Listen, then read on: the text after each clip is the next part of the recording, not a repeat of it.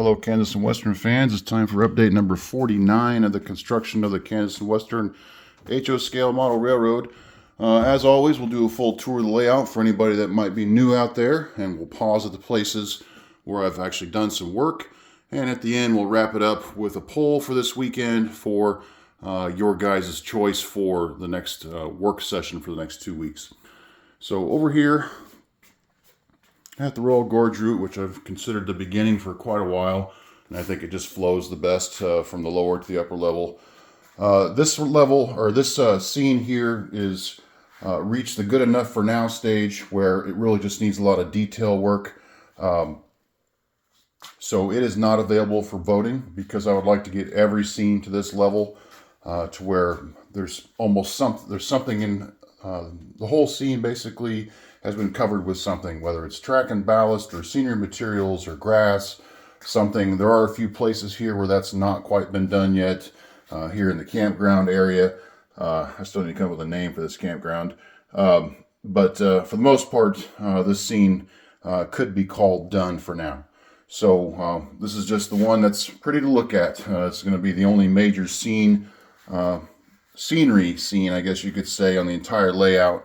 So hopefully it's good enough for now for your viewing pleasure. I know I like to look at it every time I walk in here. Pretty impressed with myself. Whether that's deserved or not is up for debate, and that's fine. But for my first attempt at a major scene with a lot of scenery in it, I'm pretty happy with it. Then we transition over here into Canon City, where it just needs a backdrop, which I've decided on one. It just needs to be ordered. And a lot of structure work left to do here, track weathering and ballast, of course, and get some ground covering down. And then it transitions over here into Portland cement plant, which primary structures are complete, just need to add a lot of detail, some paint work, and track weathering and ballast. And the backdrop that I've selected for both of these scenes is pretty much the same. After reviewing that, I realized Canon City is not quite in the box part canyon that I thought it was. The mountains aren't quite right next door as much as I thought it was. So these two scenes actually look pretty similar, where the mountains are kind of in the distance a bit. So that selection was pretty easy. In fact, here's an actual picture of the Portland cement plant from Google Earth Street View, and you can see it's you couldn't tell there's even mountains in the whole area from this view. So backdrop's gonna be pretty similar to that. You can't see it here, I don't think, but there is kind of a bit of a cliff right behind the plant there that I'm going to represent. But for the most part, both these scenes are going to just see a lot of blue sky. All right, from here we transition through the backdrop. I just need to add some scenic elements here to hide those portals through the backdrop. And here on the workbench, you can see what I've been laboring over for the last couple of weeks. If you've never built the Walters Refinery, here's the instructions for that. And you can see all these little pieces that need to be added, which isn't difficult necessarily. It's just time consuming. And for whatever reason, I've decided to two-tone paint a lot of these elements. So that's a whole nother level of work that takes. Some can be spray painted, some has to be hand painted, given how the parts are in close proximity to one another. But all these pipes you see are part of this huge piping manifold here. And I'm in the process of getting ready to assemble that. I'm going to add some lights underneath this kind of pipe ceiling, you might call it, to kind of illuminate all this work. So I'm kind of excited about that. So we're very close to getting that thing assembled and then moving on to the refinery proper. I managed to get all of the catwalks painted. I'm hand painting the handrails now, again, for that little bit of that two-tone effect. So that's taking some time, obviously, but really liking how that's turning out. This instruction manual is for that Faller chemical plant kit. I managed to get a lot of these handrails done. You can see everything that's been crossed out has been completed. Still a lot more to do, and I wanted to point this out because what they've done is they include a bunch of these handrail kits that are very similar, and then they want you to go through and custom cut them to the sizes that you need. And you can see all those knife emblems, whatever, You can see most of this is in German, as you can imagine. It's a German company. So you kind of have to just figure out what they're looking for. Everything's in millimeters. So that's very time consuming to cut all these to place. And then you can see on the instructions there, lots of little handrails everywhere. So that's also pretty time consuming. So that's why the refinery is not done after 2 weeks. Anyway, moving on around the layout. We'll get back to the refinery here in a minute.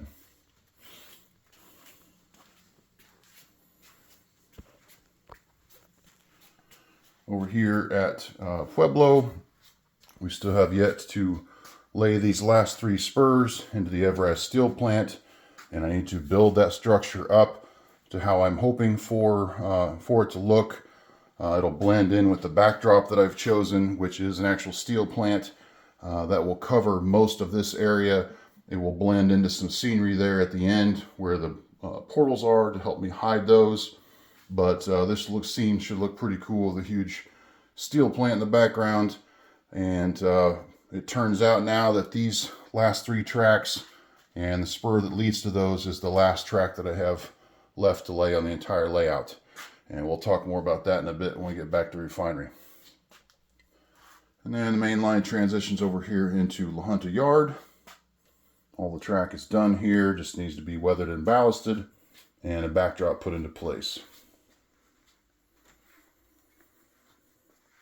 At the end of this yard, we've got the Highway 109 bridge. And then I did some discussion earlier this week, if you saw my videos, about what I plan to do in this scene, adding a bridge over a small creek, which, as I also learned earlier this week, varies greatly in water level. Obviously, if it rains a lot, it's going to be pretty full, so I've got to decide what kind of water level I want to put in this thing, but that will fill up a good portion of this scene. And that will help to transition over here into Lamar, Colorado. That's its train station. And some structures still need to be completed here. The seed oil refinery here. I'm calling this a fertilizer distributor here. And just a small grain elevator with some grain bins down here that needs to be completed. And the main line wraps around to Holly. This is another scene that's seen a lot of work. The track weathering ballast is about half done, so I just have to finish that. Finish these structures. Add a highway crossing here. And I chose this backdrop without realizing that I was going to have a road lead right into it. So this backdrop might end up getting replaced. I'm hoping to make a trip to Colorado this summer, and if so, I'm going to take some photos of the actual location and see if I can't get that remade into a new backdrop. And some more structures to finish here in the corner. And then you can see the main line transition into the helix. Up above this, you have the Holcomb Power Plant, another scene that's seen a lot of attention. All the track weathering and ballast is done in this area. All this really needs is a lot of ground covering. We're going to do a lot of gravel here in the power plant yard itself. I still need to finish and actually modify this substation. One of you suggested that I cut this thing in half, and on the bottom of the base, the foundation, there's actually a place to cut it in half, because part of this actually belongs into or as a part of a power plant instead of just being a full substation. So I'm going to go and follow those instructions. I'd like to listen to people who know what they're talking about and see if I can't divide this up, even though it's been partially completed. So that'll be the challenge. Otherwise, this kit's not horribly expensive, so I could always just do another one if I want to make it fit. But that should solve my problem, how this whole area has gotten kind of full, and I wasn't sure I was going to make things fit. So if I cut this thing in half, hopefully that will help. And we got a lot of fencing here from Whistle Stop Models that needs to be installed. That'll be a last step, though, after I get all the ground cover installed. And these trees still need quite a bit of work. They hide this portal that comes out from the top of the helix, so you can't see that, and that works fairly well.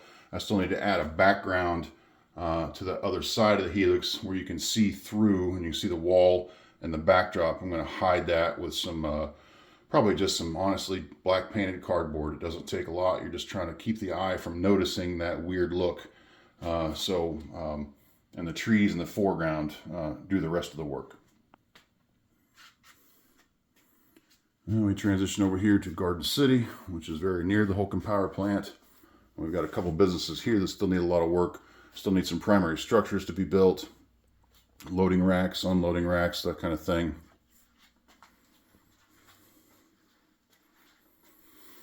And over the Charleston elevator, I decided to totally rebuild this kit. I kind of threw this together hastily, basically just counting the number of silos as it compares to the prototype. But I've decided that this prototype is not so complex that I couldn't try to match it on a one-to-one basis. So I've got these kits here to replace those silos and try this thing from scratch to try to make it look as near to the actual thing as possible. Now we follow the main line around. We're going to have a kind of a small recreation lake in this foreground to kind of distract the eye from this main line, just making a perfect curve around the scene. And then we transition to Wichita Industrial Park. Still needs quite a bit of structure work. This is supposed to be a scrapyard here, and there's just not much to represent that. I think the backdrop is going to have to do a lot of work in that regard because there's just not a lot of room in the foreground. Although I am going to have some fencing, as you can see, written out here, and some more probably crushing type equipment. And then we have a chemical plant here. This is for the Clean Harbors refining facility where they take a lot of fuels and leftovers and refine that and then ship that out to be processed into finished goods. They might do some finished goods here too. I'm not sure. I'll have to find out if that's a thing. But there's just a loading track here for that, or unloading track. I'll have to figure that out too. And then a couple of grain elevators here as we move into the Wichita yard proper. And then this stuff here I want to mention. I did a feature on Alan Mady's layout, his huge layout. I think it was a week ago or so. And he was pleased with that to the point where he decided to send me this stuff for free. And I just wanted to say a public thank you to him for that. I got a couple of these sand tower kits, which are really fancy and detailed and pre-built. So I'm excited about that. Not that I don't enjoy building structures, but to have some pre-built that look really nice with details and paint, hey, I'll save a little time. I have no problem with that. And then we have some Walther's chain link fence, which I need a lot of that. This is a patch for the Midland Railway that he's got for his layout, and a timetable, which is really professionally and well done. And this thing is really impressive. It's got all the rules for the layout, all the little mileposts, speed limits on there. Here's what a track warrant looks like. Very cool. So thank you, Alan, for sending that. I had no expectation for that at all. I really enjoyed doing a feature on your layout because it's a pretty impressive layout. I've looked at it multiple times for ideas for my own, but want to say thank you for that. All right, moving into the Wichita yard. We've got the BNSF side. Still have to do a lot of work on this grain elevator, track weathering and ballast.